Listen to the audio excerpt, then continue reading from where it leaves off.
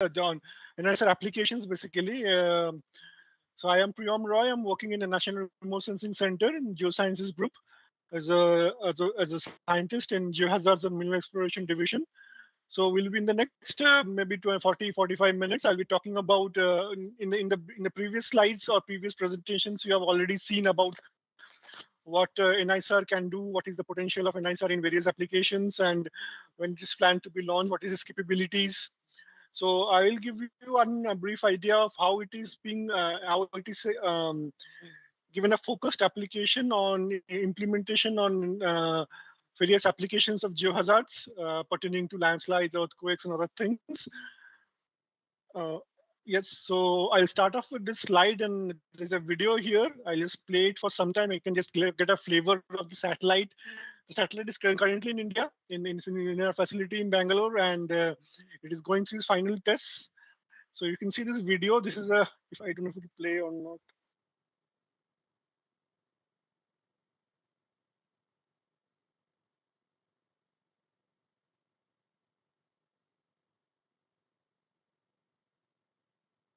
Okay, so it is not playing, doesn't matter. I'll just see if I can play it from this. Yeah.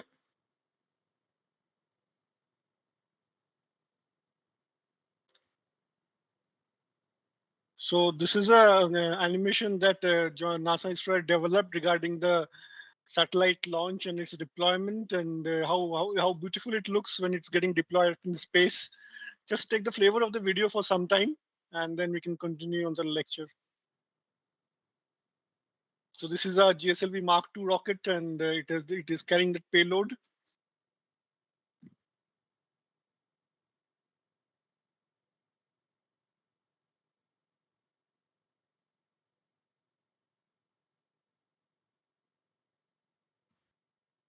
This is the satellite deployment payload fairing.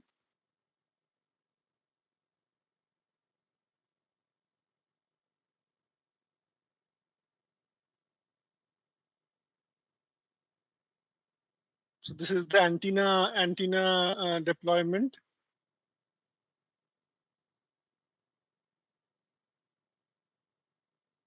So this technology they have named as this shoulder, elbow, and wrist deployment. It's moving like a shoulder, elbow, and a wrist.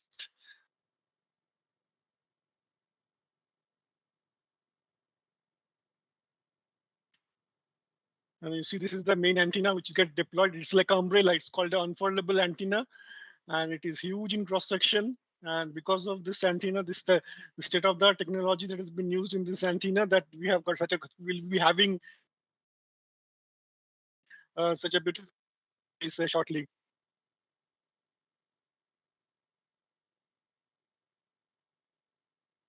Thanks, NASA, for that. We'll go back to the slides again. So NISAR is primarily deployed in low Earth orbit, and it is in a global coverage of 12 days. And it is initially it was primarily focused at measuring global surface dynamics, but then the scope has increased right now, so it has been used for ice, vegetation, biomass, and a big chunk of focus of this satellite is on natural hazards, which includes earthquakes, tsunamis, volcanoes, and landslides. I'll not go to the details of this specifications. You must have been covering this from the previous slide. So it has two antennas, two instruments, S-band and L-band. Both have specific usages. For our purposes, for geohazard applications, we will be primarily using the L-band antenna, and it has polarizations, it has various frequencies, and the coverages are also different from the S-band. So when it comes to geohazard application, primarily involving interferometry, we'll be using the L-band data. And as I will talk about it, this L-band data is interferometry capable. What is interferometry? I will talk about it justly because I believe Dr. Shankar will cover it in more details. So I'll just quickly get you the flavor of interferometry. The key point here is that we'll be using the primarily the L-band data for geohazard applications. And this is the global coverage. You can see that for the entire Earth, it is being covered for 12 days. And For India also, there is some intensive coverage for both the S and L bands. The S band has been primarily made in ISRO, whereas the L band has been made by JPL. And we'll have coverage of both the bands over India and over the globe. And once it gets operational, sometime next year, we will be having a very good data over internet repeatability on the L band system, N band SAR system. This was when the satellite came to India last year. It was in the Bangalore airport, and then it was moved to our integration facility in Bangalore. It is currently there. It is going to the final tests, and we hope to be launching someone maybe in the end of this year or early next year. So the science objectives, there are various science objectives, but when we are considering about geohazards, we have two primarily science objectives which are being focused upon.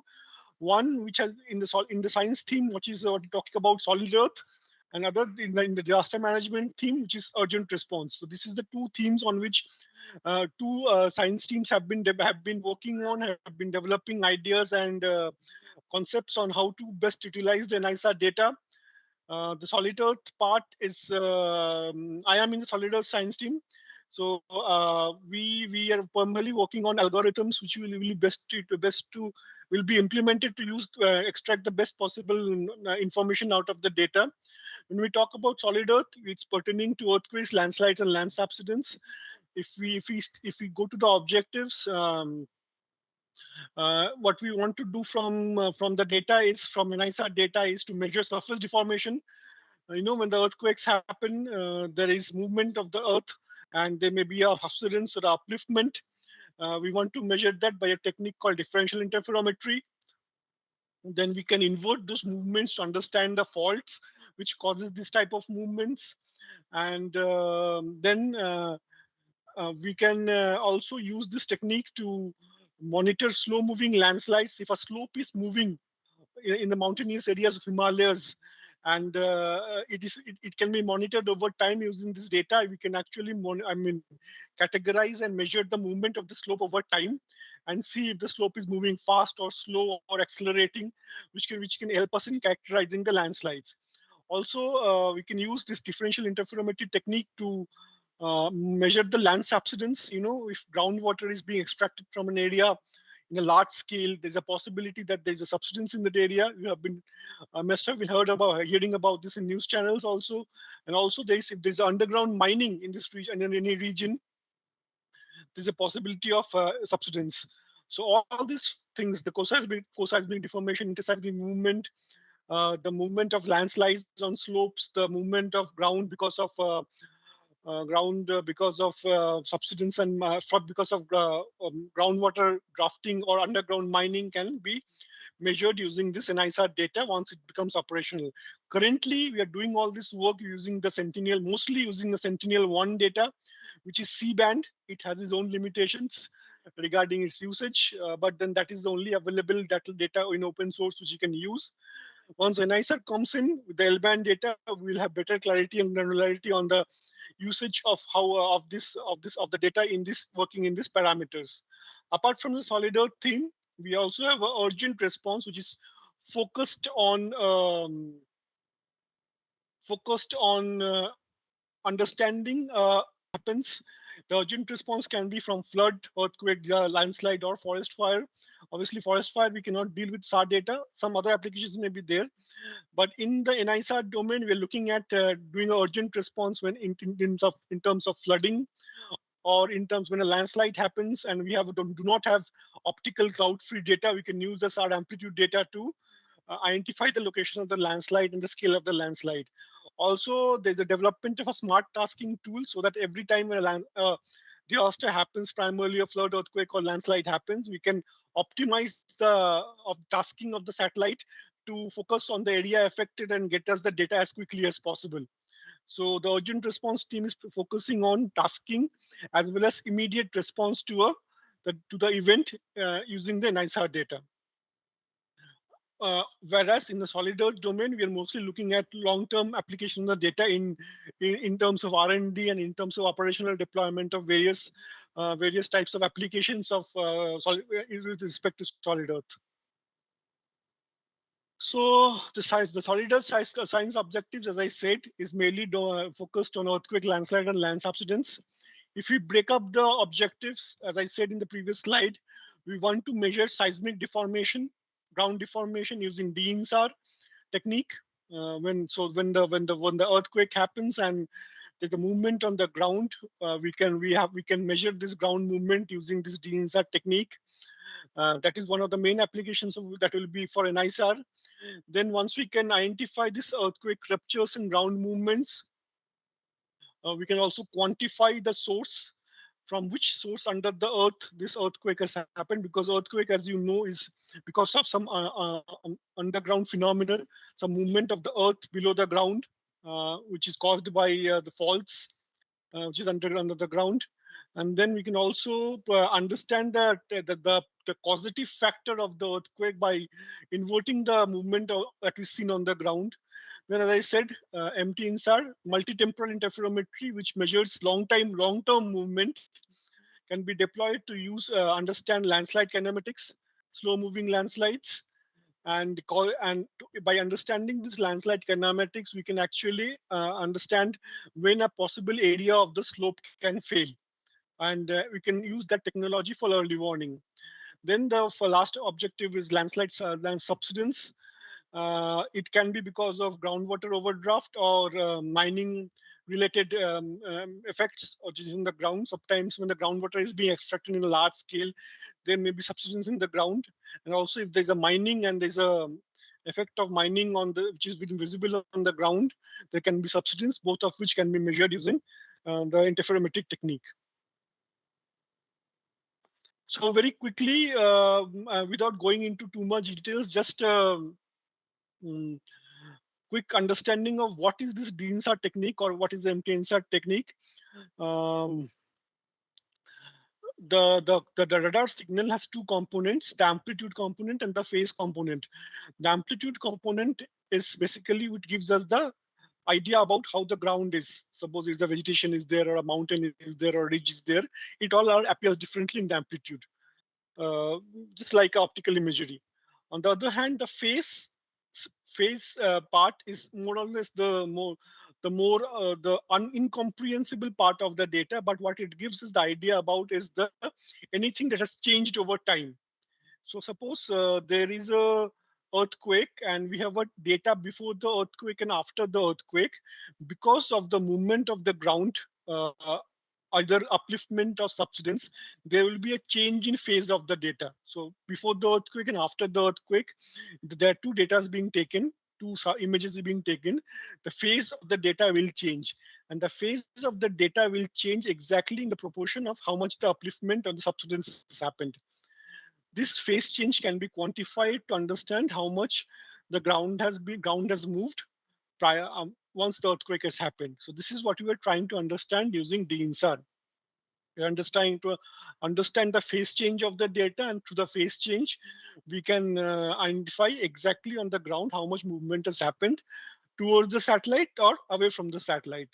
A point here is that we are measuring the changes with respect to the satellite position. So that is what we call the line of sight or LOS. So we're measuring the change in LOS before and after the earthquake to understand how much the ground is moved. I will show you some illustrative examples of the same so you can better get the flavor of what I mean. But the thing is that with the technology getting very advanced and new algorithms being developed, we can have since high sensitivity of measurements. Now we can the actual measurements, it can be in the order of the fourth divisible of the wavelength, so it's lambda by 4. So we can actually go by sensing millimeter level movement on the ground using this INSAR principle. So this is INSAR. The extended version of this INSAR is the MT-INSAR or multi-temporal interferometry. Again, Hari will talk about this in the next lecture. What it does, it continuously studies or observes a particular area through time, maybe over a period of 2-3 years, to identify slowly how it is changing in terms of its movement. So suppose if a slope is moving slowly, it will this MT-INSAR technique will slowly quantify its measurement and give you a displacement versus time graph through which you can understand the rate of movement of the slope, is it fast or slow or accelerating, which is a very important component when you are talking about landslide kinematics or slope movements. Okay, so this is what we intend to do. The NISAR basically identifies the phase change, which is indicative of something just changed on the ground, some deformation that has happened on the ground after movement or subsidence, and this phase change can be quantified and converted into exact ground movement with respect to the satellite position.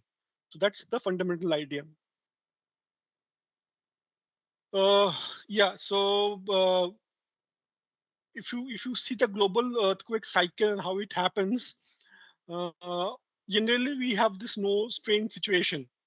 But the Earth is dynamic and the crust is moving. So gradually over time, there is a movement, and this movement is causes strain to accumulate. This is what the strain is getting built up. And then eventually a point comes where the strain is too much for the crust to accommodate. So it ruptures. And then because of the rupture, the earthquake happens, and then the strain has been released, and the crust takes a new form. So basically, this is what we call the pre-seismic condition, or the curses are raised. When the strain is being built up, then it is called the interseismic condition, and then once it is released, we have a post-seismic condition. So we can deploy interferometry to understand the strain buildup using the slow movement of the crust when it is happening, also the rapid movement of the crust during the rupture and the earthquake which has happened, and then the final disposition of the crust post the earthquake, how the features have changed. So this is where interferometry and using NISAR data, interferometry will be so important. NISAR data will enable us to understand this type of changes on the crust very granularity, with greater granularity, so that we can understand where the tectonic strain is getting built up, what is the position where the place where strain can build up, and then eventually once the earthquake happens, how much deformation has happened, and then what is the final disposition of the crust after the earthquake. So I'll show you some use cases. Again, I must tell you that this is done using Sentinel-1 C-band data, not the L-band data. So this was an earthquake that happened using earthquake that happened in Afghanistan in 21st June, 2 years ago, just about this time, yeah, probably 2 years, exactly 2 years ago. And what we had was we had a pre-event, as I showed in this slide, a first satellite pass and a second satellite pass before and after the earthquake. So we had a data between 18th and 30th June. The earthquake had happened on 21st June. And using that data, we could deploy this InSAR technique to exactly measure how much the ground has moved. So this red patch that you see here is where the ground is moved. And in this scale, you will see that the ground has moved around 0.38 meters, which is like 3.8 centimeters.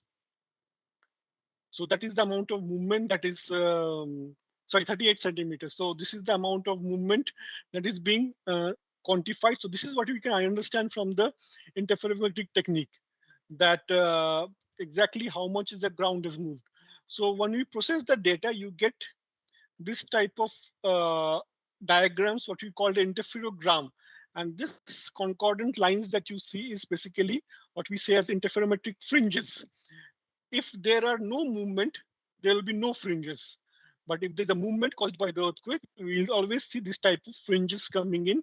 These fringes are exactly indicative of the deformation that is being happening on the ground. And once we can actually quantify the number of fringes that is come to exactly understand how much ground has moved. So this red and yellow patch is the exact movement on the ground with respect to the satellite. Now, once we measure the movement, we can also, with some technique, which I will not talk about it in details, we can also understand what type of subsurface feature or what type of fault in the subsurface can cause this movement. So this is what we call the inversion. So basically understand the movement on the ground and then invert this movement, understand what type of exact feature under the ground can cause a movement like this on the ground. So this is basically the faults that has been happening. And if you see these arrows here, this is how the ground is moved. So in geological terms, this is what we call the oblique slip movement. And this is what was happening below the ground along this line, which caused a manifestation of deformation on the ground like this.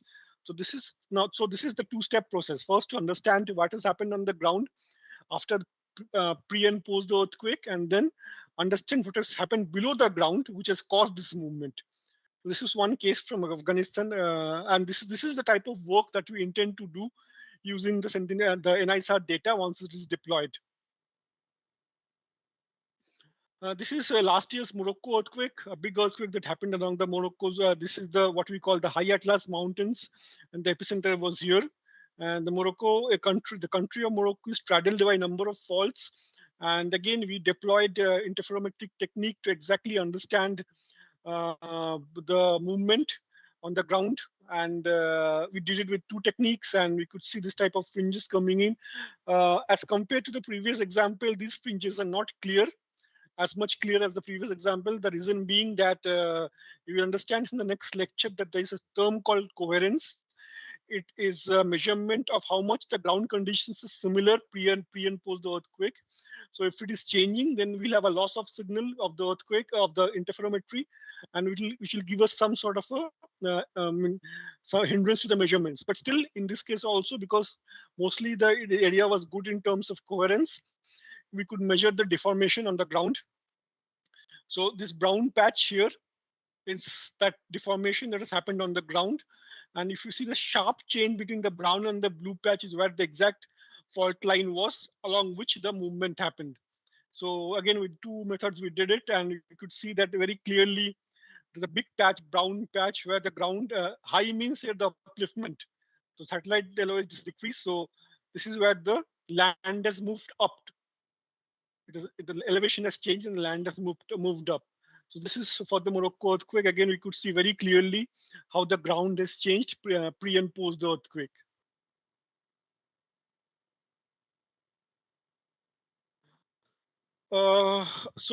Using this methodology and using the knowledge that we have been using, inculcating through this type of case studies, we in NRSC now have a huge project that we want to undertake. This is called the strain estimation along the Himalayan arc. Basically, it is divided into three modules. One of the main modules is to understand the strain, interseismic strain in that region, and using interferometric technique as well as integrating interferometry with GPS to understand along the Himalayan arc where the strain is building up, tectonic strain is building up, and which of these areas are potential to earthquakes. So this is one zone, or this is one arena where the upcoming NISAR data will be used in a very, very greater extent. And yeah, we're looking forward to the data for that particular reason, that we can use it holistically over the entire Himalayan chain to understand how the Himalayas is changing in terms of its geodynamics, and quantify this type of interseismic movements that is happening in the Himalayas, and also quantify the strain to localize and have a localized understanding of which places it is prone to earthquake. So this is the upcoming work that we want to do. Apart from the earthquake part, now we move to the landslide part. One of the things that I told you about in the disaster response is that what we want to do is we want to identify landslides as and when it happens, even if the area is cloud covered and we don't have optical data, to understand using the SAR amplitude data. So this is one case study that we did from using the simulated using the not the simulated, but the trial LRNS band data that was being flown over the California coast. This is one area in the USA called the California coast, and there was a big landslide called the Ratcliffe landslide that happened, which cut off the highway here. And we could take in pre and post data from the LNS band data from the sensor, which is actually going to be, which is similar to the sensor which is going to be found in the NISAR. And we could actually see that due to the landslide happening, there is a loss of amplitude signal in the region of the landslide. And from this, we can pick up more or less in a certain way that where the landslide body is and what is the geometry is. Again, it is little sketchy because most of the time, due to the thick vegetation and loss and the look angle versus the other parameters that affect SAR data, we are not able to identify landslides using the amplitude data to that greater extent of success. But we keep on trying to understand what are the areas where we can deploy the SAR data to quickly identify a landslide if optical data is not available in this region. This is one test case that we did. We are continuing this test case in other areas also, using other SAR data, aptitude SAR data also, to identify if landslides are happening or not. Next is the monitoring of slopes where slow-moving landslide happens. There are techniques called SBAS and PS techniques. Hari will talk about it in the next slide, next lecture. What this technique does is identify and monitor an area over time continuously and monitor its movement. So this is one area on Nainital. This is a Nainital lake. And what you see, these red dots are basically where the slope is moving very, very sharply. So green is everywhere that is stable. There is no movement. Red is where there is a movement that is happening. So there is a northern part of the Nainital lake. There is an old landslide and old landslide zone. And below the landslide zone, we can still see some sort of movement happening, which is possibly a threat in this region, and which should be monitored more rigorously using ground-based instruments. So this is one good example of how multi-temporal interferometry is being used to continuously monitor a slope and its movement over time. So this is one more landslide again in Nainital. This is called the Balialana landslide, just south of Nainital city. The landslide is here with respect to this lake here. And you see that above the landslide on top of the slope, there is a huge amount of settlements. And these settlements are under threat because of the movement of this landslide here. So we deployed the technology again to understand if these areas where the human habitation is there is getting affected by the movement of the landslide along the slopes. So yeah, so you see again, there's a cluster of red dots here. These red dots basically tell us that this area is unstable as compared to these green dots here, which tells us that this area is stable. So if you see the green dots and if you measure the movement of this area over time, you will see that there's a continuous change in the movement as opposed to the green one, which is more or less stable, oscillating around 0. But then this particular graph here is continuously moving with time. So basically, it is saying that this area is moving because of the movement of the landslide that is happening. So below it in the slope. So again, this type of areas, this technology is very, very effective in monitoring this type of movement on the slope, where again, from the disaster response at geohazard point of view, it becomes very important to monitor these slopes very, very rigorously. And the L-band data, when it's operational from NISAR, it will give us more control over understanding such movements over time. So that is what we are looking forward to. Again, this case was done with Sentinel-1 data. We hope that the NISAR data will give us better understanding or better grip on quantifying and measuring this type of movements. This is one thing that we did. This is the old landslide in Kotropi in Himachal Pradesh. This is a backdated analysis prior to the landslide that has happened. So we went back in time. This landslide happened on 12th August 2017. If anyone is from Himachal, they will know. It's a huge landslide. 42 people died because of the road. There were buses on this road which got totally washed away. And so what we wanted to know was, before this landslide happened actually on the ground, was there any movement of the slope that can be caught by this MT-INSAR technique or this differential interferometric technique? So again, we took some Sentinel-1 data sets spanning around 2 years, from 15th November to 12th August 2017. The landslide happened on 13th August. So we could go exactly 1 day before the landslide.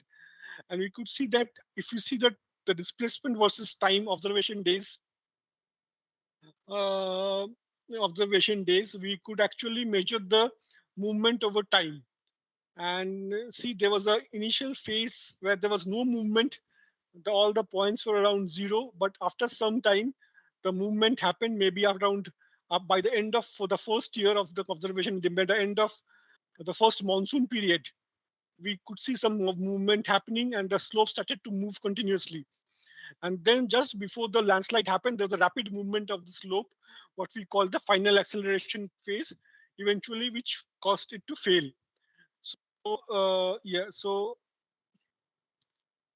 this is what we try to what we intend to understand when we were measuring the slope with empty InSAR technique, and we are trying to see how the slope is moving over time, and will the movement be of such extent that eventually along the slope some landslide can happen. This is what I said. We had two case studies, one from Kotropi, another from a Nagaland landslide called Kikruma, and we did for both of them, and we got some this type of curves. For Kikruma also, you can see that there was initial phase of stability on the slope. Then the slope started to move gradually, and then finally there was a rapid acceleration phase. The curvature of the slope changed, and this is what you try to understand when you're trying to work on landslide forecasting. And this is what we try to want to decipher from the technique of empty InSAR using NISAR data to see that if the portion of the slope is rapidly moving, and eventually it may fail. So this type of time versus displacement curves of the slope we can establish and see that what points of the slope are rapidly moving, and then eventually which will be dangerous in terms of from imminent failure.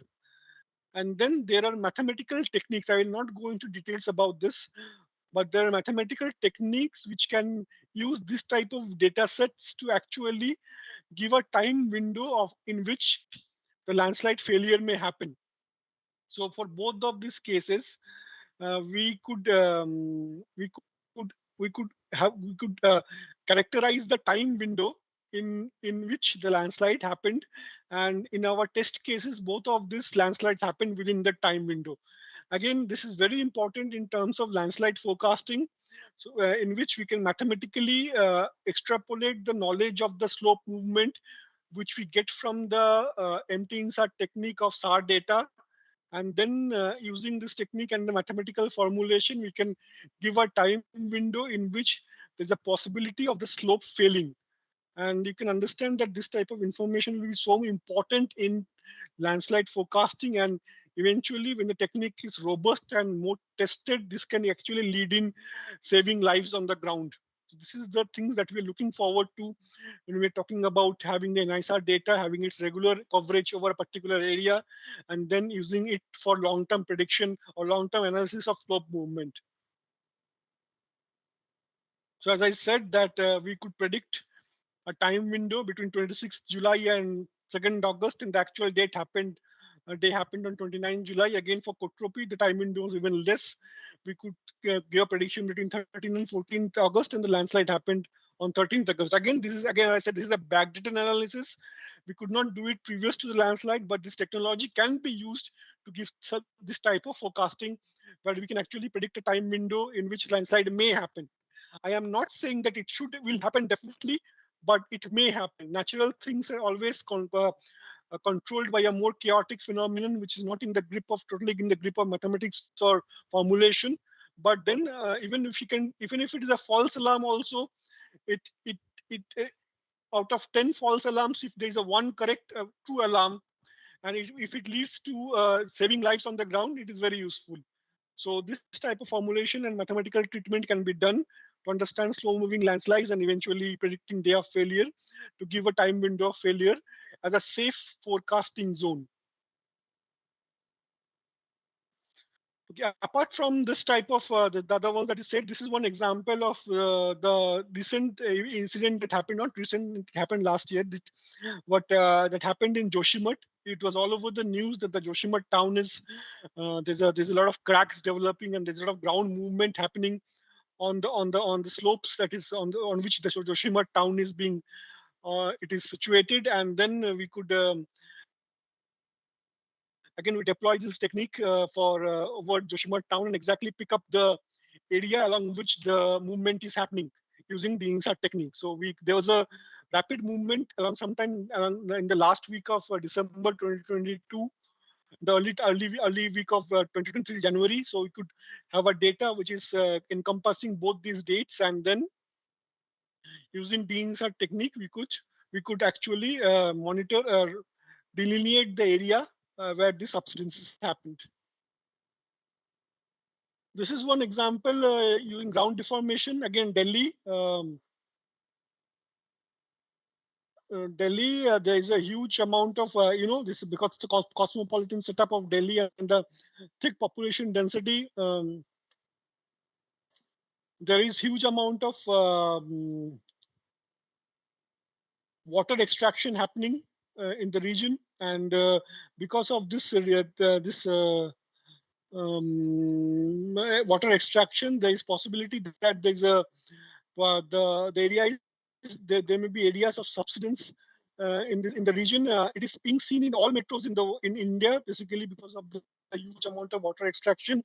We have seen such phenomena in Kolkata also, and other places also, and we could use the InSAR technique to actually monitor these places where there may be a possibility of subsidence due to this high extraction. So we have this type of fringes developed, deep fringes developed, which is actually demarcating those areas where possibly because of the groundwater overdraft, huge amount of groundwater overdraft, the subsidence is happening. Again, this type of work can be done using the NISAR L-band data with much more better granularity. Okay, this is one example from the apart from earthquakes and landslide, I wanted to show you some examples of how the data can be used to measure glacial movement also. You know, all the glaciers in the world are moving. Glaciers are like a river of ice. It eventually moves, flows, and it can be also been measured using this type of technique. But this is not interferometry. This is a technique called pixel offset. I'll not go into the details, but basically it identifies the movement of a pixel over time, of a SAR pixel over time, a good amplitude SAR pixel over time. So using that technique, we could identify the movement of the glacier, and this is in a much coarser scale because glaciers move rapidly. So this is in meters per day as compared to satellite InSAR, which is centimeter or millimeters per day. We could measure the movement of the glacier over time. Also, because of the amplitude data of SAR is very, very sensitive to the surface roughness changes, we could measure the intricate features of the glacier by itself. So glacial morphometry becomes a very important aspect of utilization of SAR data. This is where, again, this is the same L-band data that we used for landslides. And this is one bedding glacier from Alaska, and we could beautifully see the subtle features in the glacial body, like crevasses, debris cover, transverse crevasses, things like that, which is often not very clear from the optical data sets because of its saturation due to the high reflection from the snow covered areas or ice covered areas. But when we deploy SAR, we could actually see the very, very subtle features of the glacier to much clearer scale. Yes, so this is one more example of glacial rise velocity, and this is again using interferometry, and this is the Chandra Basin. Again, this interferometry was being used to monitor the movement of the glacier over time using the empty InSAR technique that I talked about, and it could actually very nicely and effectively measure the time of the movement of the glacier over time at various time intervals. And so this is one of the very important aspects of SAR interferometry and its use in glacial studies. I think this is more or less the application that I was wanted to talk about. Apart from this, as I said, NISAR is focused on disaster response. So there'll be a smart tasking tool which will prioritize the acquisition of the data in the terms of a disaster that will happen. And so even the disaster happens, the request can be submitted through various channels, and the science team will task that the urgent response team will task that the satellite to immediately acquire data over that region so that the response can be given very quickly.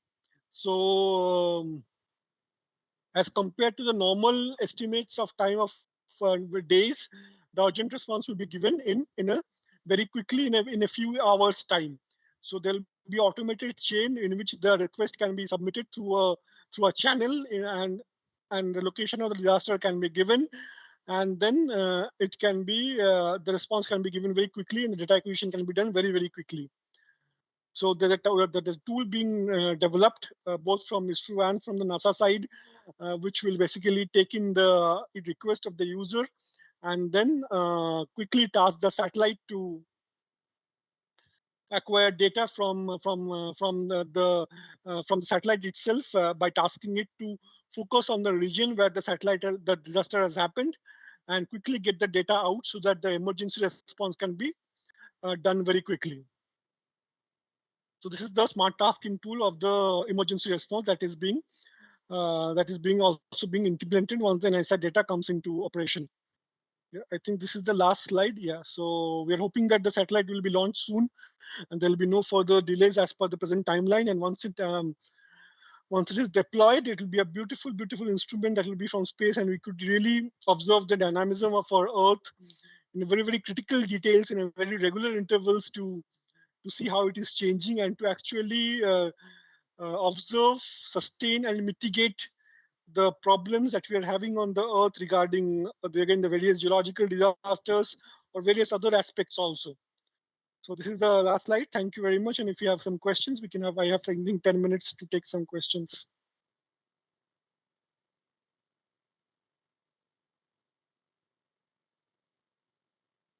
Okay, so thank you very much, Priyam. You have explained very nicely different types of the geological hazards, especially using the interferometric SAR data sets. Okay, so now we can have 2-3 questions. So one or two questions are there. Very basic question. First question is what type of the major sorry, इसमें वो है, yeah, this one. What type of major geological hazards needs to be focused? When we are talking about NISAR, we are focused on landslides and earthquakes primarily, because other things like subsidence are generally sporadic and location based. But you know that particularly in the Indian context, because of the Himalayan chain and the tectonism that we see in the Himalayas, we are very prone to earthquakes, and we are very prone to landslides. So basically, India ranks 1 in terms of global landslide caused induced fatalities. So if we can use the data very effectively to understand the dynamism of the Himalayas in terms of its tectonics, not only that, but also to understand the movement of the material along its slopes, so that we can forecast, or I mean at least understand the genesis of landslides that is happening there. So that will be the major I mean win-win for us when we have the NISA satellite in space. So for Indian context, it will be mainly I mean landslides and earthquakes.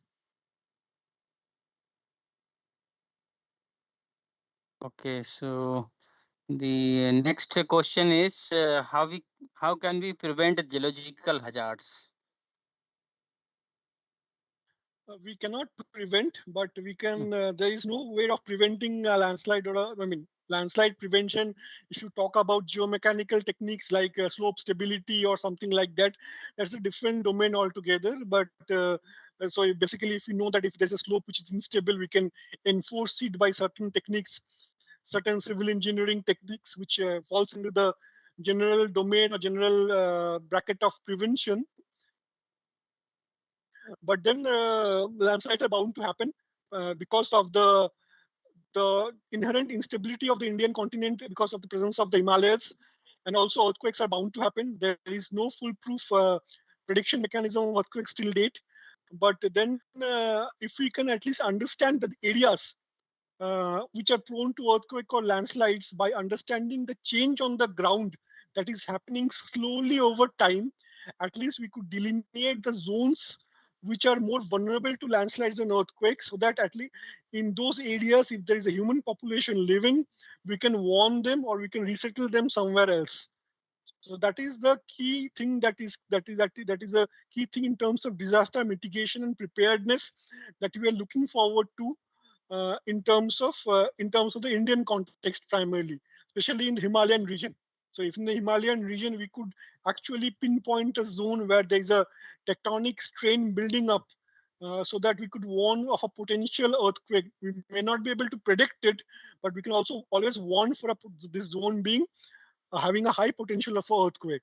Similarly, if there's an area, for example, like Joshimath, where you can see that the slope is moving from interferometric technique using NISAR data, we could always warn those people that there's a potentially unstable slope over which care has to be taken to construct any civil construction or have settlements which is of high density.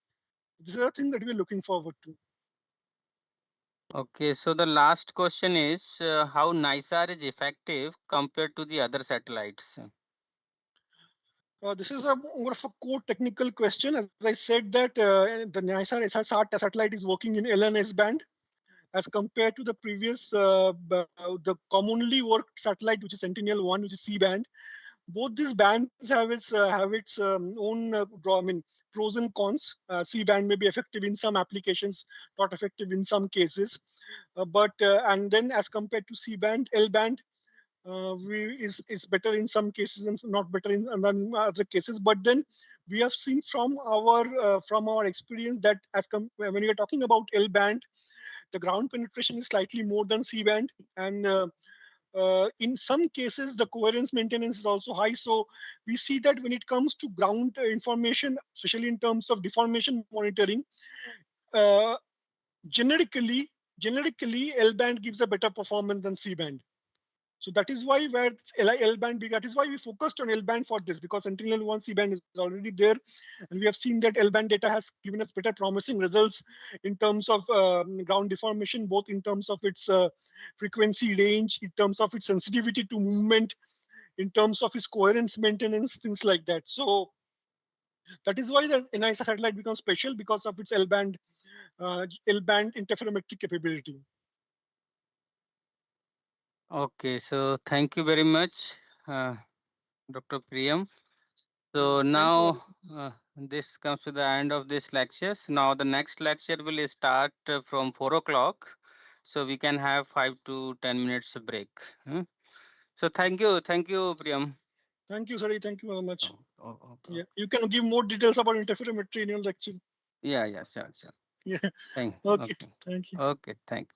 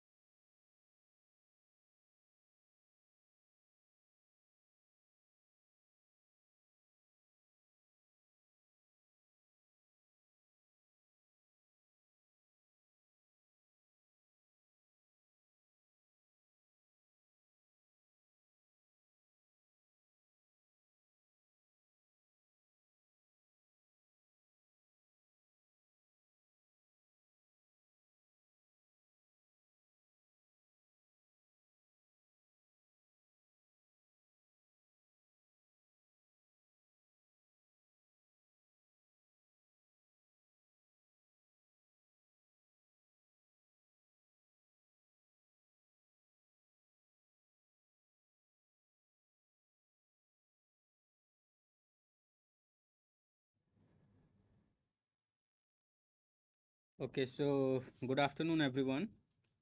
So my topic is multi-temporal InSAR techniques for the land deformation analysis, especially the time series deformation analysis. So you are already aware, like the electromagnetic spectra. So few bands of the electromagnetic spectra can be used for the remote sensing purpose. One is your visual region, second is the infrared, and the thermal and the microwave portion. So this particular lecture is intended to the microwave portions of the electromagnetic spectra. So the microwave band between the 1 millimeter to 1 meter, this wavelength range is comes under microwave region, and this range is further divided into different sub bands, and those bands are mentioned here like K band, K band, Ku band, X band, C band, S band, L band, and P band. So K band is towards the thermal infrared side, and the P band is towards the radio waves. So the wavelength of the P band is higher than the K band, or wavelength increasing from K band to the P band, and the frequency is decreasing. So these wavelength bands can be used for the microwave remote sensing purposes. And coming to the sensors or the devices which used for the remote sensing purpose are further divided into two categories: passive and the active. Means microwave remote sensing active as well as the passive. So passive remote sensing, mostly the devices are known as the radiometers, and these devices are used the radiation which is coming from the sun and interacting to the earth surface and directly going back to the sensor side. So the natural radiation, microwave radiation, which is coming from the sun, is used by the devices for the microwave remote sensing purpose. So those devices are mainly radiometers and the sounders, and the radiometers may be real aperture radiometers and the synthetic aperture radiometers. On the other side, the microwave remote sensing systems are in active category, and active remote sensing is mainly the radar remote sensing, or we can say radars are of the two types: imaging radars and the non-imaging radars. So imaging radars are the radars which are capable to generate the images, while the non-imaging radars are directly capturing the data sets or the attribute data set of the targets on the earth surface, and they are normally not converted into the images, but for some special analysis or the applications, those attribute information can be converted into images also, but at the time of the processing part, but not at the time of the data collection. So based on that, these are the imaging radar and the non-imaging radar. So imaging radars are further the real aperture radars and the synthetic aperture radars, and non-imaging radars are particularly the altimeters and the scatterometers. So this particular lecture is based on the synthetic aperture radar, which is an active device. So active devices are using their own source of radiation, of course in the microwave portion only, and that radiation they generate and transmit it towards the earth surface, and whatever the backscatter energy is coming towards the satellite, that energy they stores and convert into the images, and those images are basically used for the monitoring purpose or land deformation analysis. So these images are of the complex in nature. So it means they have the amplitude information as well as the phase information. So the amplitude information normally gives the information of the characteristics of the targets on the surface, while the phase information of the signals gives the movement information or any kind of the change which is happening on this earth surface. So those kind of the analysis can be done with the help of the phase information. So in interferometry we use the phase information, or you can say the phase images are used for the interferometric applications, while the amplitude images are basically the supporting images which we can use for the characterizations or some addition of the refinements or the monitoring purpose. So In interferometry, you might be aware about, because the SAR interferometry is based on the basic principles of the wave interference. So you might be aware about the reflection, refraction, transmission, interference, diffraction. So these are the phenomena which are happening with the radiation. So this interference is a particular type of the phenomena which can be used for the interferometry purpose. So it is very simple one, because suppose some source of light is there. This is the example for the light waves, but the same thing can be applied over the microwave radiation also. So this is the a source of radiation, and it is the one slit. Two holes are created, and the radiation is moving forward from both the holes, or those are basically called the aperture. And whatever, and these aperture are also called the secondary source of radiation. And those radiations are propagating in the form of the some wavefront. This is example of the spherical wavefront, and these wavefronts intersect, or you can say combine with each other, or you can say the superimpose with each other. And the superimpositions may be in different manners. Means at certain locations the signals or the radiation is superimposing in the same phase. Somewhere they are superimposing in the opposite phase, and the other places they are superimposing with the in between opposite and the same phases. So based on that, suppose the signal are meeting in this manner, or the zoomed version is this, like they are superimposing in the same phase. It means the resultant signal will have the more intensity, or you can say the more amplitude. So this types of the interference is called the constructive interference, where the resultant intensity is increasing. On the other side, if signals are combining or the superimposing in the opposite phase, so you can see one signal is like this. So peak is just opposite to the trough of the bottom of the another signal. So they are cancelling to each other, so the resultant signal is zero. So this types of the combination or the superposition is called the destructive interference. So and the other intersections will be between this and this situation.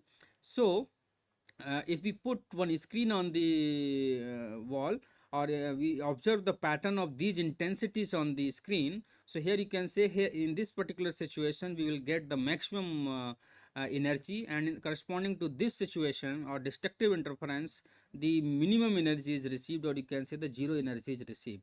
So on the screen you can see alternate bright dark portions are received. And this bright dark means this is one complete cycle. So you can say these are also called the color cycles, or also called the fringes. So one fringe is from bright center of the bright to the center of the dark. So this is the complete cycle, and these cycles are repeating alternatively. So here we can say, if signals are combining in the same phase, then bright or the high intensity is received. If they are combining in the opposite phase, then dark fringes intensity is received, and intermediate intensity is also received between completely dark and the completely bright. So in other words, we can understand, like if they are in the same phase, it means the phase difference is zero. If the phase difference between the both the signals is same zero, then the intensity is high, or you can say the bright fringe we are getting. And if the phase difference between both the signals is pi, okay, or you can say 180, then the resultant is zero, and the intensity or the phase difference is 180, then the intensity becomes zero. So you can say from completely bright to completely dark, the phase is changing from 0 to pi.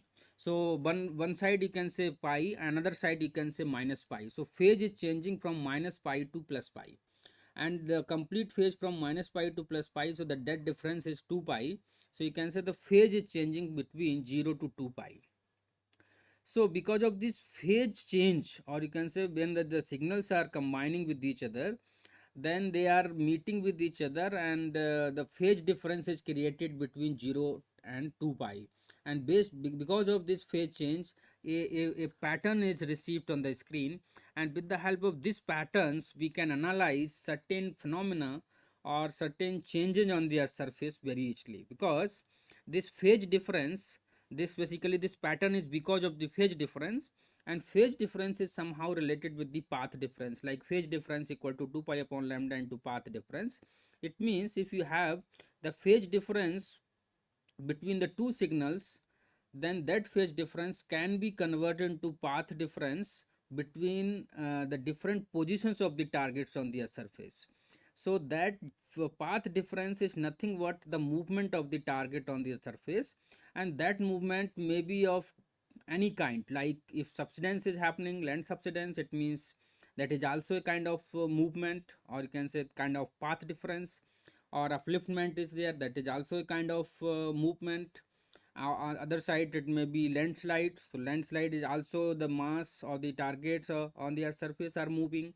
Similarly, the melting of the glaciers, so glacier velocity can be estimated, or some tilting of the buildings is there, or deformation because of the earthquake or the plate tectonic movements, or some volcanic eruptions activities are happening. So all are these basically the examples of the path difference, or you can say all are the examples of the movement either in the horizontal direction or the vertical direction or in a particular inclined direction. So these kind of the phenomena are examples of the land surface movement, or we can say the examples of the path difference, and that path difference is somehow related with the phase difference. So inversely we can say, if we are able to calculate the phase difference between these two signals, it means we are able to understand the kind of motion which is happening on the earth surface, and that motion we can relate with the type of the phenomena, whether it is volcanic eruption or land subsidence or earthquake deformation or plate tectonic movement, or it is glacier meltings, or what, or sometimes the tilting of the infrastructure, like the dam monitoring, means dam is also getting tilted, or some buildings are getting tilted, or some bridges are getting disturbed.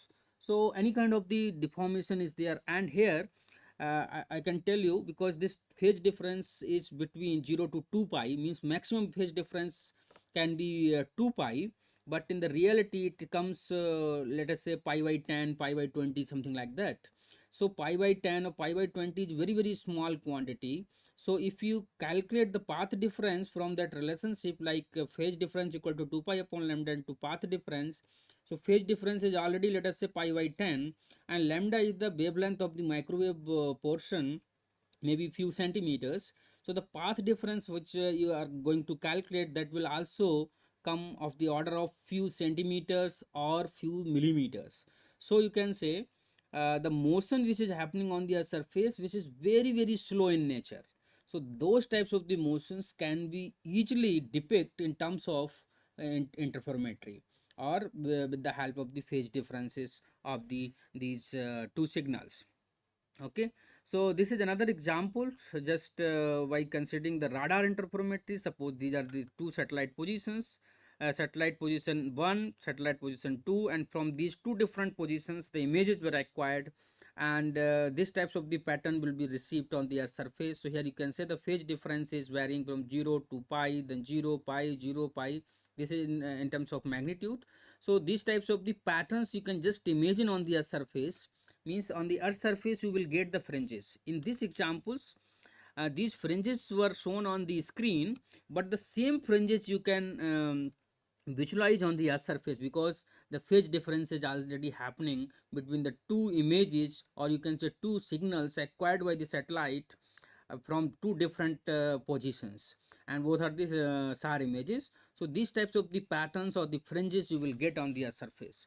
So those fringes basically will tell us which types of the motion, or you can say by which amount of movement is happening on the earth surface. So here this is another example of the SAR interferometry, like satellite one image acquired from this position, another satellite image was acquired by this position. So both the satellite positions are there. Then by using the combination of two signals, the height information of the target can also be estimated. So you can say that interferometry can be used for the height calculation also, and height means the DM generation, or you can say topographic mapping. So if you have the microwave acquisitions from two different satellite positions, it means you can also generate the DM. Here you can see two acquisitions are taken from two different satellite positions, and here you can see the third dimension, or you can say the elevation of the earth surface is monitored very easily. And this DM basically was generated using the interferometric data set, not from the optical data set. So you can just understand this SAR interferometry useful for any kind of the movement on the earth surface, or the generation of the DM on the earth surface. Okay, and also if any kind of the change detection is happening, that you can also monitor with the help of the SAR interferometry. So here one examples you can see, as I mentioned, the SAR signals are complex in nature. It means they have the amplitude images and they have the phase image. So suppose this acquisition is taken at time t1, which have both amplitude and phase. Another image was acquired at time t2, which again consists of the amplitude image as well as the phase image. So in interferometry, these amplitude images are not used, so that cross mark is shown here. Only phase images are used. So here you can see that the quality of the phase image is not good. If you directly see the phase of the individual signal, it means it is not interpretable. You cannot interpret this kind of the informations on the earth surface. Same thing is happening with the another signal, phase signal. It means the signal phase alone cannot do anything. Okay, but if we combine the phase of the two different signals, or you can say if we superimpose the phases of the two signals, then after superposition you can say the patterns which we are getting means this types of the pattern you will get. So what is this pattern? This is nothing but the fringes what we have seen on the screen in the Young's double slit experiment. So here you can see some fringes are formed. So these fringes are nothing but means color cycles are there. So you can see from yellow, then green, then red, then again from yellow to red, it is repeating. So somewhere these color cycles are very wider, somewhere these color cycles are very narrow. Very narrow means the and one cycle means phase change of the 2 pi. It means if this is very wide fringe, it means the phase change of 2 pi is happening over a large area. But if the fringes or the color cycles are very close to each other, or you can say the narrow fringes are there, it means the phase change of 2 pi is changing very rapidly over a smaller area of the earth surface. It means when the fringes are very close to each other, it means phase is changing very rapidly. And if the fringes are wider, it means phase is changing very slowly. So if you see phase is changing very slowly means the movement or the changes on the earth surface are very slow in nature. And if the fringes are very close, it means phase is changing very rapidly. It means that the kind of disturbance or the kind of motion or kind of movement is happening on the earth surface is very very fast in nature. So by directly looking these fringes, you can just have an idea. Whenever these fringes are very close, it means more disturbance is there. More disturbance means more, it may be more land subsidence or upliftment or any other kind of the movement. So it will basically giving a direct hint, a kind of disturbance or kind of movement which is happening rapidly on the surface. So you can say when the fringes are close, more movement is there. Fringes are far, it means less movement is there. And in this portion you can see no fringes are there, it means no disturbance is there. It means that particular area is very very stable. So now here you can see from a phase of the single signal is not useful, phase of the single signal is not useful, but when we combine or superimpose, then the product of the superposition is very very useful, and it is related to different types of the deformations on the earth surface. So here you can see another example of this, and this particular image is nothing but the phase difference of these two signals. Suppose this is the phase 1, this is phase 2, so this minus this, or you can say phase of signal A minus phase of signal B, is creating this types of the image, and this types of the image is basically the phase difference and popularly known as the interferogram. Okay, so here you can see this is the black and white interferogram, this is the colored interferograms, and the different cycles are shown here. This cycle is very white, but here these fringes are very close. It means more disturbance is here, less disturbance is here. So directly basically you can link, or you can say the interferogram is more and more useful for the deformation analysis. So whenever we apply the interferometry, it means we should have at least two images, two complex images, or you can say two phase images of two different signals, and we combine it, then we will get one interferogram. So you can say one interferograms consist of two images. Okay, so suppose this image is taken at time t1, this is at time t2. Let us say this is taken in January month, this is in February months, and if we are combining, then these types of the changes are happening. It means whatever the movement is happening from January to February, that is denoted by this particular interferogram. And suppose you want to monitor the deformation over a period of time, let us say 2 years, 3 years, or 4 years, it means only these two images are not sufficient. So it means you should have a series of images. Let us say you want to monitor the a particular phenomena, whether subsidence or landslide or deformation, whatever.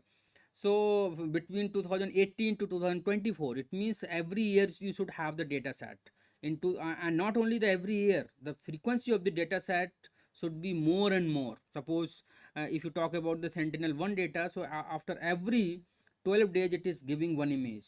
So in a month at least two images are there, and in 1 year 25 to 30 images are there. So if you are monitoring for 5 years or 6 years, it means for 5 years it is around 150 images. So if you have suppose 150 images, so from those images you have to basically form these types of the pairs. Means you have to select two images, suppose first and second, then second and third and fourth, fourth and fifth, like that. So basically you have to form the pair, and that is called the interferogram pair. It means the pair of images used for a particular interferogram. So by that way you can generate a series of interferograms, and then you can have idea, okay, between first interferogram this much movement is there, then for second interferogram this much movement is there, then third interferogram another movement you will get. So that way you will get a series of movement or series of the deformations you can get. It means you can monitor a kind of motion on the earth surface. Then again you can go back to the kinematics of the land surface. Like if you have the movement means you can say this is the displacement. Okay, so displacement because the movement have a particular direction also.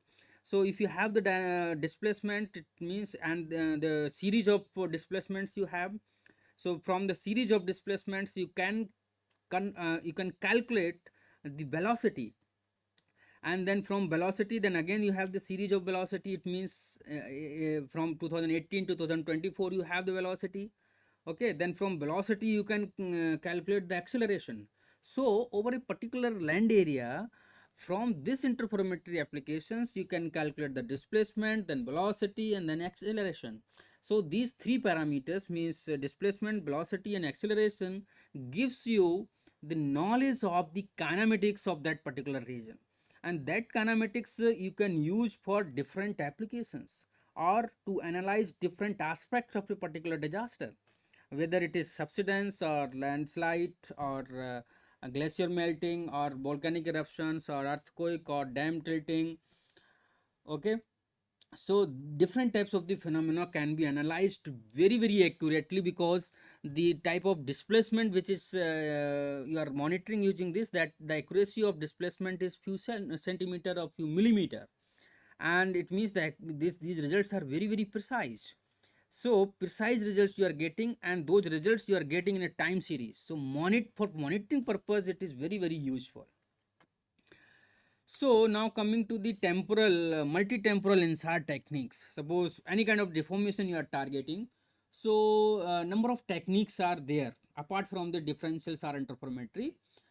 First technique is the terrestrial methods are there, like the labeling equipment people are using, and different devices are there. Then GPS techniques they are using, because GPS also gives the positional coordinates x, y, z. So if you have suppose positional coordinates at different locations, it means you know, or you can calculate the movement of that particular area. So that is also one way of monitoring the land deformations using the GPS technology. And different terrestrial method labeling equipments are there. So using that you can also monitor the movement of a particular area. Then photogrammetric techniques are there, different photographs or series of photographs are taken from those.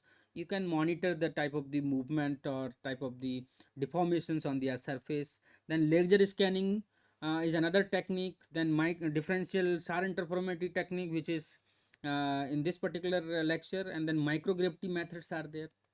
So these terrestrial methods and the laser scanning is a very costly affair, because if you want to monitor the movement of a particular area, using the laser scanning technology, it means you have to scan that particular area frequently.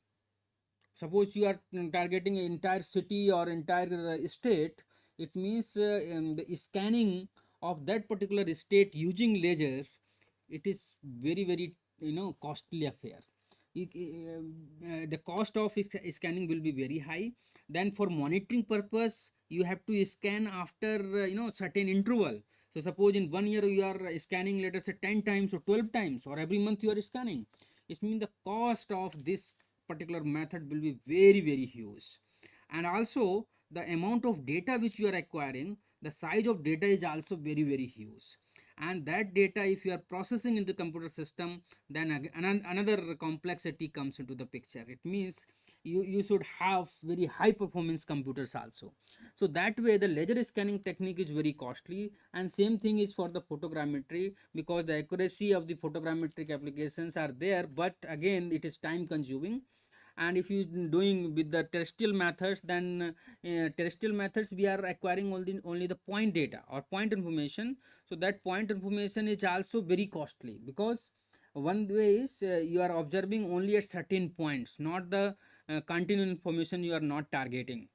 Second thing is this requires the survey over particular area, and then surveying cost is also there. It means certain devices you have to carry, and you have to go to the field frequently, and you should be very precise, or you should be very you should be basically the expert of that particular area. Otherwise the whatever the instrument you are using, certain amount of errors will come, and the accuracy of measurement will be less. So that way certain limitations are there with these terrestrial or photogrammetric or laser scanning technologies. So and now here basically we are targeting the differential SAR interferometry techniques. The advantage over here is it gives basically the continuous information, because images are there, and there are number of satellites and the frequent images they are capturing, like the Sentinel-1 is giving the images after every 12 days. And if you are combining Sentinel-1A and 1B, then after every 6 days you will get the data set. It means the frequency of data is not a problem. The only thing is you have to basically analyze the data, and the data sets are available from the 2014 onwards for Sentinel-1. It means long series of data sets are already aware. So only thing is you have to just use the data sets and generate the time series information, or you can say the monitoring information or land surface deformation and analysis. So easily you can do. And on the same time, this data sets also giving very precise results. So this way we are not compromising the quality of the outputs. So that way these are the certain advantages of the differential SAR interferometry over the other existing techniques. Okay. So again, in differential SAR interferometry, many people are doing work, and over a period of time there are certain advancement over this particular technique. So these are the main four techniques. So one is differential SAR interferometry called the DINSAR, or normally we call them the traditional DINSAR or the classical DINSAR. So it uses only two images at a time, like analysis of the single interferogram. Single interferogram means two images only. then you have to repeat the same analysis for different image pairs, and then you can generate the time series. So it is that way, it is time consuming, because at a time it is processing only the two images or processing a single interferogram. But if you go like these images, interprogram stacking, so temporal summation of interprograms means suppose 100 or 200 or 400 interprograms are there, all the interprograms are stacked together and the analysis is performed simultaneously. So that way this is advanced technique. Same way the SWOS, small baseline subset analysis, this is also a interprogram stacking technique, and a series of interprograms can be processed simultaneously, and different advancements can be done and very precise results can be generated using the small baseline subset analysis. Small baseline subset analysis is also useful to reduce the decorrelation effect, because as I mentioned, for one single interprogram, two images are required, and the condition for the interferometry is both the signals, or you can say both the images, should have the same characteristics, otherwise they are not suitable for the interferometry. So it means both the signals should be coherent in nature, and coherent means they should be highly correlated with each other. Highly correlated means you can just compare with the coefficient of correlation. So the correlation between those two signals should be very close to 1, or ideally this is not 1 when we are comparing the two images. Then we can put certain thresholding, like the coefficient of correlation between the two signals should be more than 0.5 or 0.6, something like that. And if it is more than 0.6 or 0.5, then we can say, oh okay, both the images are suitable for the interferometry. But if the coefficient of correlation between both the images is less than, let us say, 0.5 or 0.4, something like that, it means those images are not suitable for the interferometric purpose. So that coherence is less, it means decorrelation is more. Or you can say, if coherence is less, it means the signals are not similar with each other. If they are not similar with each other, it means the interferometric result will not be accurate. So precondition is we should have the high correlation. So high correlation means both the images of single interferogram should acquire very close in time, very close in the spatial separation of the satellite position. As I mentioned, the two images are taken from two different satellite positions, so those positions should not be very far from each other. It means that physical distance between both the satellite position is called the baseline, particularly the spatial baseline. So you can say if the spatial baseline is very far, it means the signal will be decorrelated, or you can say the correlation between both the signal will get reduced. If the correlation will reduce, it means they are not suitable for the interferometry. On the other side time, those images are acquired at different times, so the time gap should not be very large. Suppose one image is taken in 2015, another image is taken in 2024, so the time gap is almost 9 years. So the time gap basically invites the dissimilarities between the signals. So you can say these types of the pairs are not suitable for the interferometry. So this particular technique SWOS, which is called small baseline subset analysis, it means all the pairs, or you can say all the images which we are taking for the monitoring purpose or time series analysis, all those pairs are governed by the small baselines. Small baselines means small temporal baseline, means time gap is very small, and the small spatial baseline, or you can say the physical separation between the satellite positions is also very small. So means whatever the acquisitions or the images we are taking for this particular analysis, they are separated with each other with the less or small temporal baseline and the small spatial baseline, so that the signals remains coherent with each other, and hence the accuracy of the measurements can be enhanced. Same way the PSI, that is called the persistent scatter interferometry. So in this techniques, basically in this classical DNSAR, the analysis, or you can say the phase difference, is calculated over each and every pixels of the image. But in PSI, the basically the calculation is not doing basically on each and every pixel. So here this technique only considered those pixels which are persistent, or those are showing the phase stability throughout the investigation period. For example, 2014 to 2024 you are taking the investigation period. So whatever the images you are acquiring, so in the each image the phase is stable throughout the investigation period, and this stability is satisfied only few selected pixels, and those pixels are basically called the persistent scatterers, and hence the name is persistent scatterer interferometry. So only few selected pixels are considered in PSI technique, where the phase stability is maintained, and hence the accuracy of measurement can be enhanced. So this is another advancement of the differential SAR interferometry. So these mainly these four techniques are there. Nowadays people are applying the combination of different techniques. For example, SWAS and PSI. So that is called the combined or the joint InSAR techniques. Joint means SWAS and PSI, and sometimes they are also called the hybrid InSAR techniques. So the hybrid techniques are also being developed, and those hybrid techniques are having certain advantages in terms of, means whatever, because each and every technique has certain advantages and the disadvantages. So you can say the SWAS is having certain advantages, disadvantages, same thing for the PSI. So if we are combining both the results of SWAS and PSI, it means we are applying the joint processing or the hybrid InSAR techniques. It means the drawbacks of one techniques can be overcome by the advantages of the another technique. So that way the overall performance of the techniques can be improved. So so the people are also developing the hybrid InSAR techniques. So this is some mathematical formulations of the techniques. As I mentioned, the phase difference, this also denoted by interferometric phase. So this is nothing but the phase difference of the phase of the two signals. Like this is the phase of B signal, this is phase of first signal, and this phase difference is called the like this interferometric phase is equivalent to the displacement phase plus topographic phase.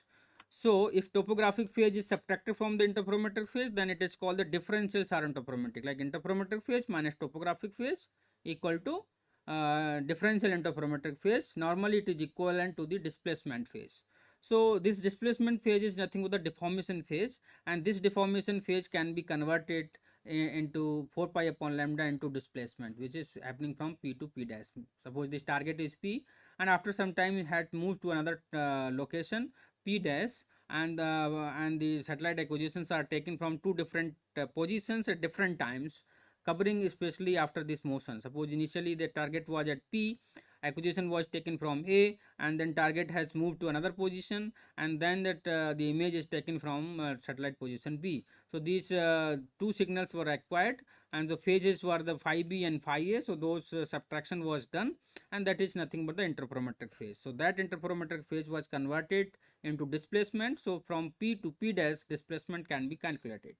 So from here we can understand this interferometric phase is equivalent to the displacement phase plus topographic phase, but in reality it is more than that. So that extended version is written here, like interferometric phase equivalent to the displacement phase, and this is also called the solid earth tides, because this is because of the earth motion, because of the gravitational pull of the sun and moon.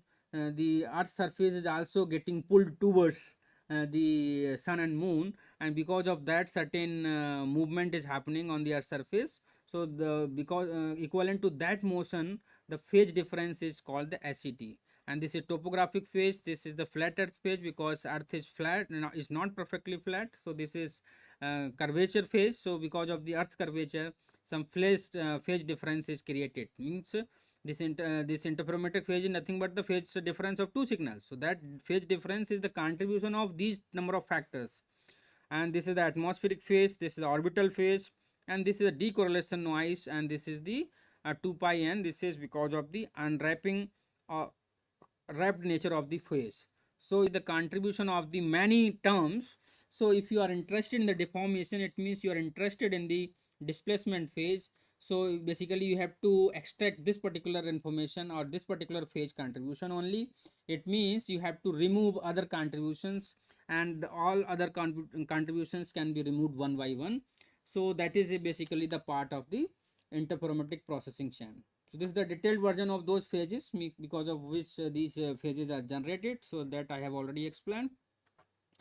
Here you can see the persistent scatter interferometry. Here you can see the red dots are showing the images, and the one image basically is called the master image. Here you can see here, and that master image is connected with the each other image, and that line is basically showing a pair.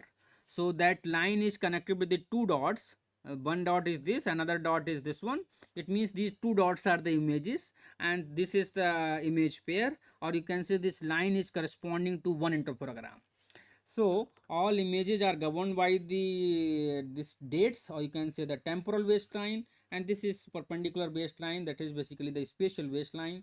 So the spatial gap is shown along the y-axis, and the temporal gap among the images is shown on the x-sides. So suppose n images are there, so out of n, one image is considered as a reference image or the master image, and then pairs are being generated.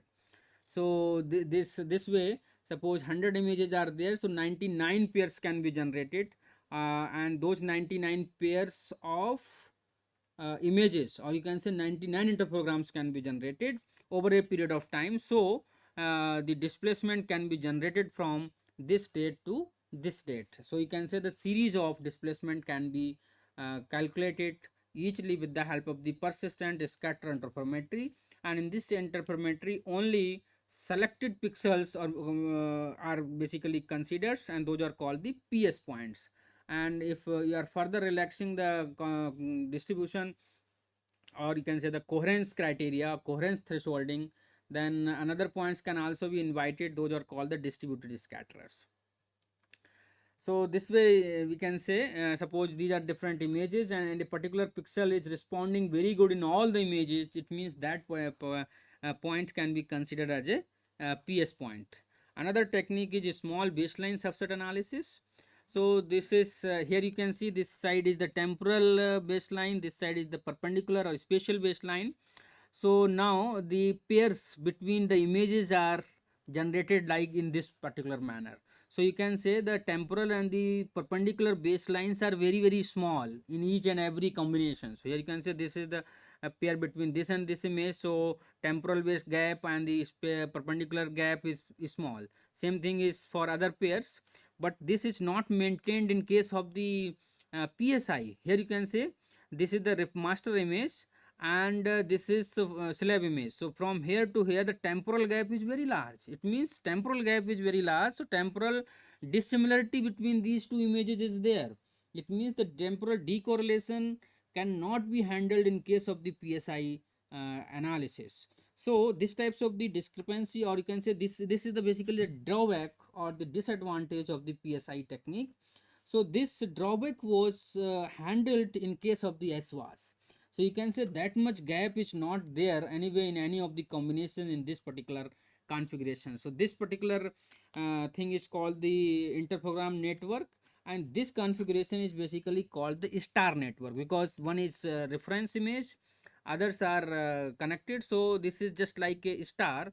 So this is normally called the star network. So you can say star networks are used in the PSI, and this is the interferogram network. So interferogram network with the small temporal and a small perpendicular baseline, and these types of the networks are useful for the small baseline subset analysis in InSAR techniques. Okay, so here automatically the temporal gap is very small, perpendicular gap is also small. So you can say decorrelation, either temporal decorrelation or the spatial decorrelation is automatically minimized, or you can say the similarity between the signals or signals of pairs, each pair is enhanced, and hence the accuracy of measurement is enhanced. So here the points which we are considering, so here the points are both PSI as well as the SWAS. So normally we call the DS points in case of SWAS, and in case of PSI we call them the PS points. So here you can say here basically few selected pairs are shown in case of SWAS, and suppose these red dots are showing the images, SAR images, and if you see all the possible combinations or possible pairs between these images, so possible pairs are like this. So it means suppose n images are there, so nc2 means combinations of 2 from the nc2, that is n minus 1 upon 2. Those numbers of the pairs or those number of the interprograms can be generated in case of the SWAS. But here you see, if you are seeing all the combinations, then again the temporal and the perpendicular baselines are also large in few combinations, or you can say in few pairs. So since we are targeting only the small baselines, so the larger temporal gaps can be removed, and the larger the spatial gaps can also be removed. And after removal those things, these types of the networks you will get, means whatever thresholding you are putting over the temporal gaps or thresholding over the spatial gaps you are putting. So suppose temporal gap is 36 days or 1 month, and perpendicular baseline is, let us say, 400 meter. So the combinations which are more than 400 meters can be removed, and the temporal gap is more than 30 days, that can be reduced from these types of the network. Okay, and whatever that is left, those number of interprograms can be processed using the SWAS techniques. But the disadvantage of this technique is, here we have more number of interprograms. If more number of interprograms are there, it means if you process in the computer systems, your computer should be very with high configurations. With low configuration systems, you cannot process the huge or large number of interprograms. Okay, so these are certain names of these, because different authors or researchers are using the SWAS techniques, and small contribution they are making, and they are basically changing the name of the technique. So sometimes, they are saying like CPTA, NSWAS, TSWAS, like that. So slightly they are modifying the name depending upon their contribution. So I have gone through the literatures and pointed out a few names of the SWAS technique. So these names you can see here, and this is, as I mentioned, the merged PS and SWAS methods or the hybrid methods. So in these techniques, what we do actually, first we try the time series InSAR techniques using the PSI and then SWAS. The result of both can be merged or combined, and those results basically called the hybrid InSAR techniques. So those hybrid techniques are giving better results compared to the SWAS and the PSI techniques. So these here you can see some selection criteria of the measurement points. I can skip these, you can read just. And coming to the introduction to the land deformation, because land deformation is any kind of the motion on the earth surface, and the examples I have already mentioned, because there may be anthropogenic activities like landscaping, tunneling, mining, etc. So because of these activities, certain geometrical changes happens on the earth surface in the form of the translation and the deformation. And examples are these: there may be geological causes or the man-made causes, like the extraction of the natural resources, man-made causes, over fluid pumping, overloading effects, encroachment of the water bodies. So because of these things, certain geometrical changes happens on the earth surface. Same way, geological causes are there. So those, whatever the region or cause is there, ultimately whatever the deformation happened on the earth surface, that we have to monitor using the InSAR. And a lot of importance and the impacts are there. So they have the infrastructural impact, economic impact, social and the environmental impact. So in all domains they have impact, because this surface movement is very important activity, and we should monitor very carefully. Otherwise the society, economy and the infrastructure, everything is linked with the deformation. So suppose any deformation is happening, so everybody is getting affected. So that way it is very important to monitor. So I can show you one case study of the landslide. So in this study I have one landslide happens in the Sirmaur district of the Himachal Pradesh. So in this analysis I have used the pre-event data set, SAR data sets, and using that data set I have calculated the kinematics of that particular region, and then that kinematics was used for the prediction of the landslides. So that these are the data sets I have used, and these are the PSI results. PSI technique was used. So you can say this is the landslide, and these are the points were identified, and the kinematics was studied as these 3 points, PS1, PS2 and the PS3. This was the result of the ascending data set. This is the descending data set, and both the data sets were combined to just draw the horizontal and the vertical movement of that particular place.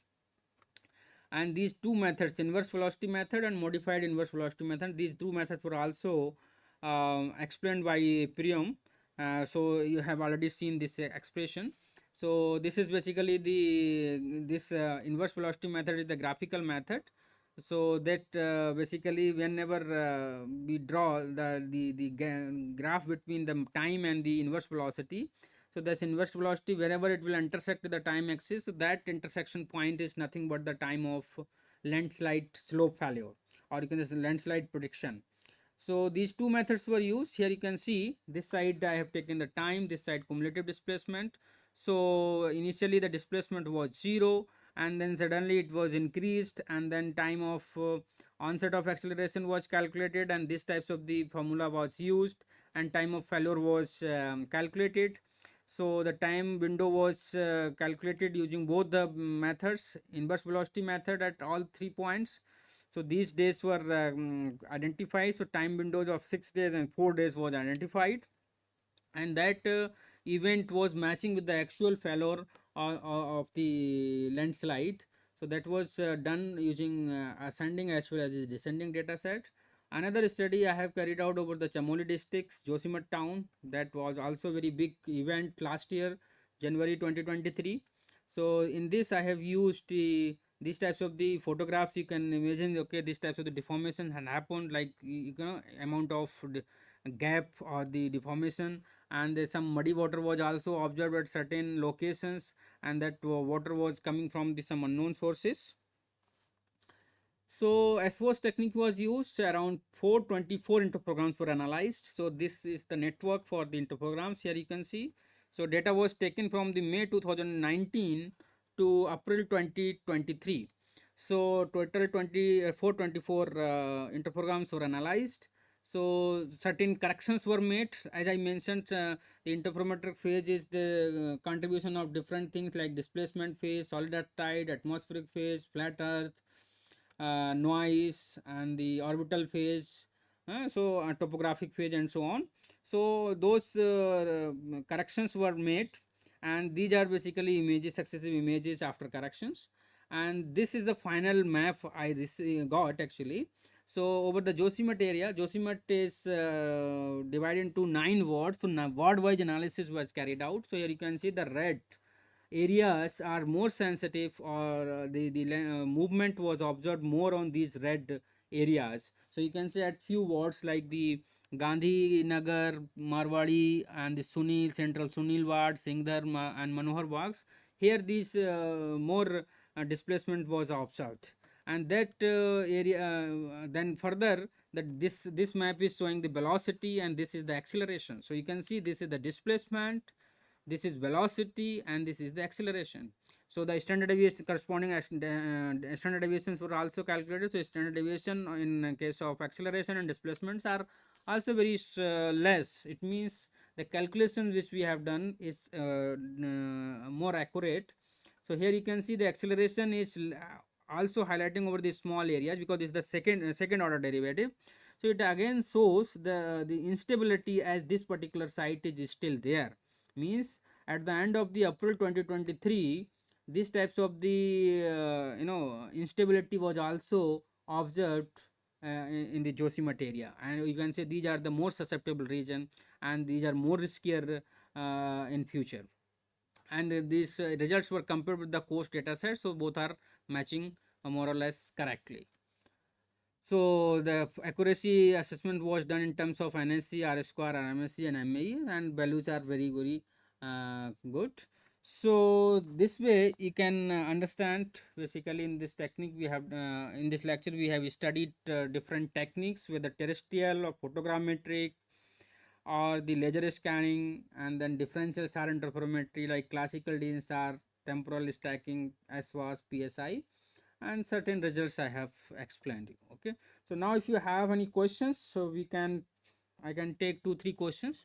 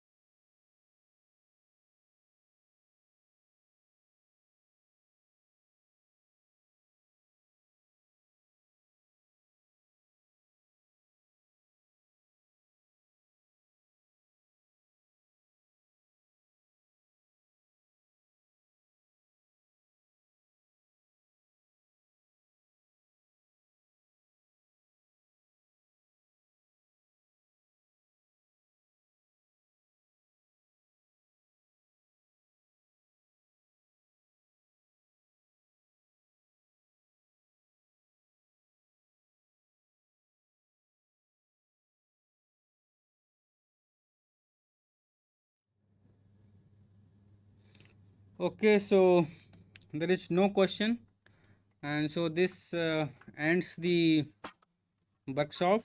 So all the 4 lectures are completed. So still, if you have any question, you can mail me anytime. I will respond whenever I will be free. So thank you very much, and if you have any query, you can send us, and keep in touch. Thank you.